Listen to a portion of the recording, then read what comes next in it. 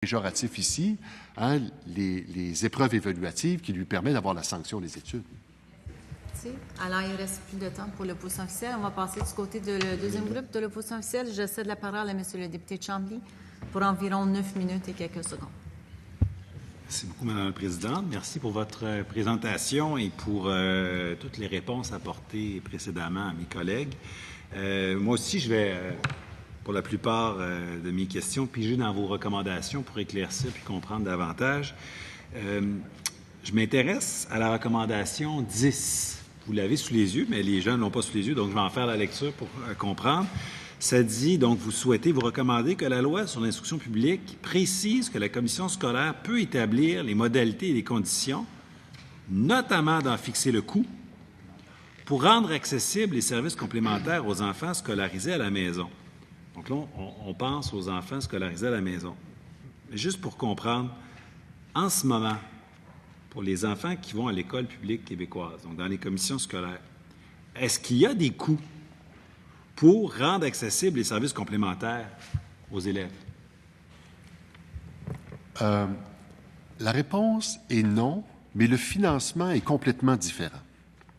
L'idée de la scolarisation à la maison, c'est que nous avons un léger financement, notamment pour l'organisation de ça, la rencontre initiale, donc qui vont en ressources humaines pour structurer ce projet pédagogique, les rencontres individuelles, le suivi. Mais lorsqu'on prend un enfant qui est scolarisé dans nos établissements, bien là, le financement est beaucoup plus grand. Donc, il est difficile pour nous de déployer des services complémentaires à la carte, dépendamment du nombre de... À la Commission scolaire des Samars, par exemple, en 15-16, il y avait 265 enfants scolarisés à la maison. C'est énorme, là. Hein, c'est quasiment une école scolarisée à la maison.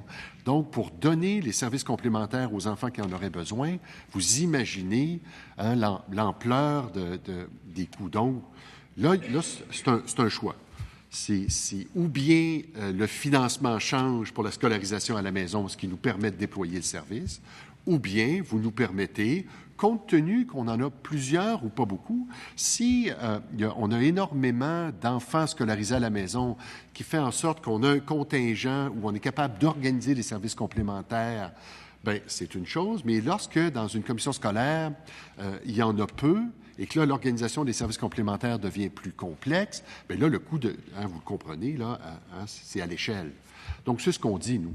Tu sais, c'est soit le financement, ou soit permettez-nous de déterminer combien ça coûte, donner le service nécessaire. Bien, oui, c'est ce que vous dites, mais ce qui est écrit, c'est autre chose, vous permettez. Donc, vous nous dites, dans le fond, pour un enfant qui est scolarisé à l'école, on sait qu'il en manque un peu, mais on a l'argent pour les services complémentaires, même s'il en manque. Pour les enfants qui sont scolarisés à la maison, on n'a pas suffisamment d'argent pour donner services complémentaires. Vous avez le choix. Soit on demande plus d'argent au gouvernement, soit on demande aux parents. Mais dans vos recommandations, vous ne demandez pas plus d'argent au gouvernement. Vous demandez la permission de fixer le coût. Il me semble que ce serait plus avisé de demander un financement qui soit supérieur, de manière à ce que les enfants qui soient scolarisés à la maison aient les services complémentaires par le réseau public, accessibles de la même manière, pour pas qu'un enfant scolarisé à la maison, si ses parents ont peu de moyens, n'ait pas accès à un spécialiste versus à un autre enfant scolarisé à l'école, dans une famille ayant peu de moyens, lui ayant accès aux ressources complémentaires. Moi, je vous dis, j'ai un parti pris pour un meilleur financement des commissions scolaires afin d'accompagner les enfants qui font l'école à la maison, puis afin d'assurer que ces enfants-là ont accès aux services complémentaires aussi. Nous, on n'est pas allé là, dans le sens où, dépendamment des besoins des parents, c'est-à-dire que, tu sais, des fois, c'est un psychologue, des fois, c'est un orthopédagogue, des fois, c'est un audiologue. En fait, bref, il y a toutes sortes de services complémentaires.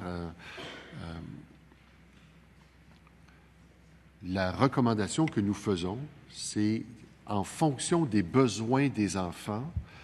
Des fois, c'est une petite aide, des fois, c'est une grande aide. Bref, Je pense que si, c'est la position que nous avons prise, qu'il est plus facile et probablement moins coûteux au total, qu'il y ait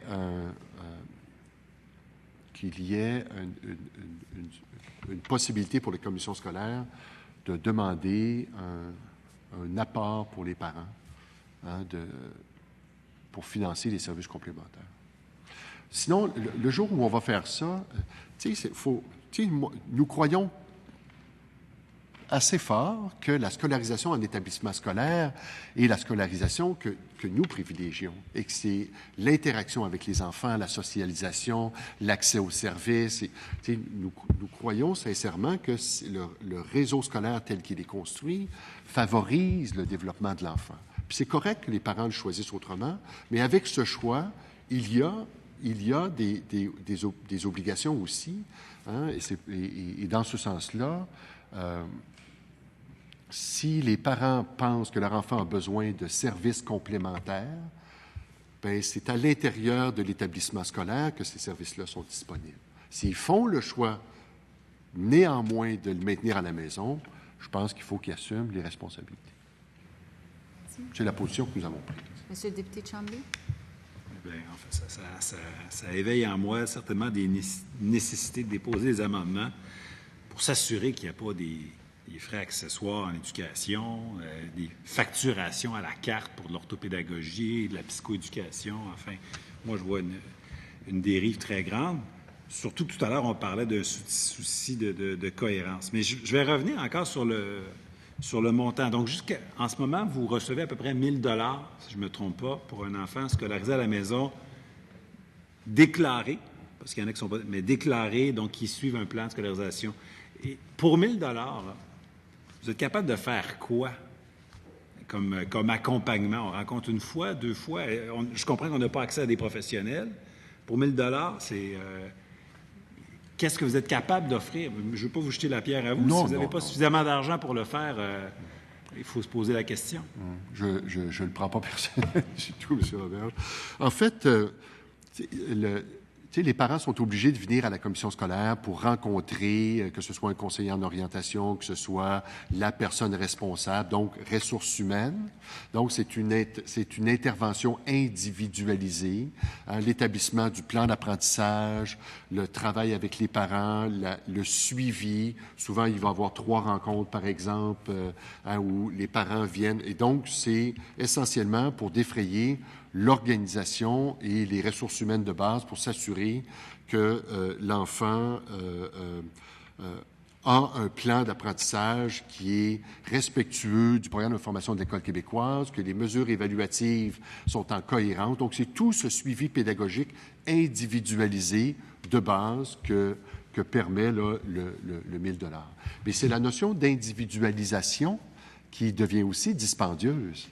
C'est-à-dire que c'est vous comprenez bien là, cet aspect-là. Donc, le matériel didactique, les mesures évaluatives, l'enseignant qui va faire le suivi, l'organisation du plan pédagogique, parce que c'est une mesure évaluative. Donc, le 1 000 $ vient couvrir là, essentiellement les ressources humaines liées à l'organisation de base de ce service-là. Il vous reste 1 minute, Monsieur le député. Bien, je comprends. Vous nous dites que ça devient cher parce que c'est individualisé, mais quand même, à 1 000 $, c'est nettement moins cher que s'il était scolarisé dans une école. Donc, le gouvernement fait carrément une économie sur ces élèves-là en ce moment, puis je ne pense pas que les parents qui scolarisent à la maison paient moins d'impôts, de taxes scolaires ou quoi d'autre. Donc, il y a une espèce d'économie du gouvernement pour ces gens-là. Et là, ce que je comprends, puis encore une fois, je ne blâme pas du tout, ni vous, ni ceux qui font l'accompagnement des parents à la maison, mais il y a comme juste assez d'argent, puis je m'adresse au ministre, il y a comme juste assez d'argent pour les rencontrer, porter un jugement, mais pas assez d'argent pour les accompagner, les aider, je parle des parents, puis surtout donner des services aux élèves. Puis moi, je pense que le gouvernement ne se dédouane pas d'obligation de donner des services aux élèves en difficulté ou à besoins particuliers, parce que les parents font le choix de faire l'école à la maison. Puis qu'on ne se détrompe pas, je suis partisan d'un plus grand accompagnement et d'un resserrement des normes pour s'assurer que ces enfants-là soient scolarisés, mais en même temps, J'ai l'impression que si on ne met que des balises d'encadrement sans aide, on va faire fausse route. Le député, M. Fortier, malheureusement, il ne reste plus de temps. Alors, je remercie M. Fortier, Mme Barbe et M. Boudreau pour votre contribution. Je suspends quelques instants afin de permettre à l'Association Commission scolaire anglophone du Québec de prendre place.